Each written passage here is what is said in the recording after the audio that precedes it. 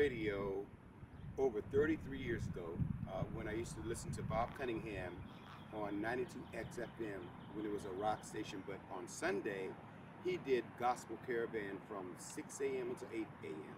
And it was just unique because it had the rock gospel, all the new stuff that was in the 70s at the time. And I always wanted to do it, so a group that I had called New Life Gospel Singers, we did a album, no CD, album.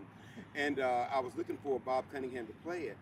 I'd never met him, so I went down to WCOL-FM, and I was going in the door, and a gentleman was coming out of the door, and I said, do you know Bob Cunningham? He said, I am Bob Cunningham.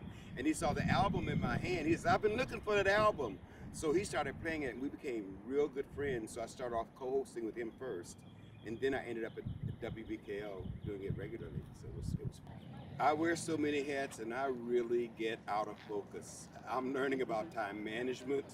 I'm learning about how to set priorities, but sometimes it can get overwhelming. It's always a fun overwhelming, but it's overwhelming nonetheless. But I wouldn't have it any other way. I love doing what I do the way I do it. So I think a lot of times I drive people crazy because I have a view of the big picture the way I want to get to it, but they don't know how I'm getting to it. So if they're working with me, I'm driving them absolutely crazy. Somebody that I admired growing up, that I modeled myself after, I would have to say would be my mom, of all people.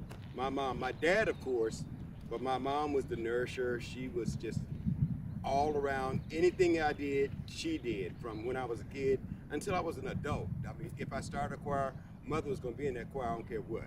So if I went somewhere, she was going to be somewhere. So she was with me from birth all the way into adulthood. And she went on to be with the Lord in 2012, but she's still here in here. But she was my major role model. My dad, as far as artistic things are concerned, he was my role model because he was an entertainer on an international level. So I learned a lot about singing and performing and music and all the arts from him. Seeing my dad do what he did kind of made me want to be in the industry. I didn't really understand about radio at the time, but I knew that I wanted to sing. I knew that I wanted to sing, and I wanted to sing as much as I possibly could. And just having that background with him and being mentored by some of the people with whom he worked just fueled the fire. The only thing is, I think I was about 8 years old, and there was a man from Chess Records who was really trying to get my mother to let me be on their recording label, and she kept saying no, no, no. And the reason she said it, because she talked to me about it later on, is because artists like Frankie Lyman and a lot of them who were young at that time were out there, and they never got anything for really being a recording artist. Of course, everybody knew what they were, but they very rarely made anything. But they also got hooked on drugs and a bad lifestyle early. So my mother said no. So I had to go to school. I had to do all the things in order to be somebody that can have a job. When I was 4.5, maybe 5 years old, my mother called my brother Henry, my oldest brother Henry, and my youngest brother Tony and I together, and she said, Ray Charles is coming to visit us, but I want to tell you that he can't see. He's blind, but he can see you with his fingers. Well, when she said that he could see us with his fingers, I was excited because I had never met anybody who had eyes on their fingers. So the first thing I was looking for was to see eyes on his fingers when he came in. Of course, he didn't have them there, but once he felt our faces and everything, he knew exactly who we were. And of course, he had recognized our voices the moment he got in there. So it was amazing. He taught me how to play my first bass line and chords on the piano. I'll never forget that. My advice to somebody who's looking for a career in the media, radio, television, whatever it is to go after it and make it happen. All those opportunities are really out there, but they don't come to you. And a lot of times people in the industry keep it low key because they try to keep it in-house as much as possible. But once you get your foot in the door and somebody knows your name, you're in there. No matter what radio station it is, no matter what city it's in, they all know each other. No matter how small the radio station is, no matter how big it is, they all know each other.